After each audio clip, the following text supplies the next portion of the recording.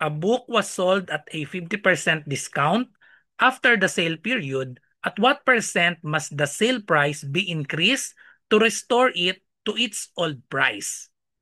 Okay, so there's no there's no price for the book, so let us assign any number or any price for the book. So I will use 100.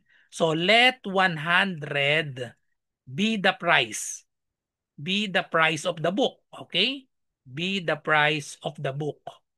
Let 100 be the price of the book so that it will be easier to get the 50% of 100. Okay? So a book was sold at 50% discount. So therefore, the discounted price of the book will be 100 minus the 50%. 50% of 100. So that is equal to 100 minus 50% of 100 is 50. So therefore, the discounted price will be equal to 50 pesos. Okay? The question is, at what percent must the sale price be increased to restore it to its old price? From the discounted price of 50, we will make it back to the original price 100. What will be the increase?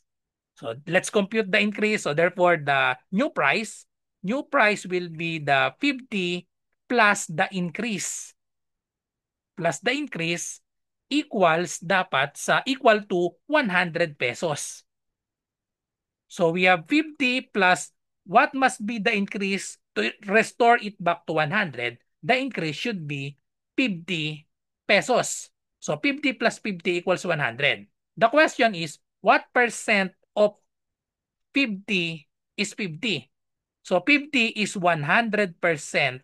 50 is 100% of 50 because they are same number. So that means 50 is 100% of 50. So the correct answer is letter D, 100%.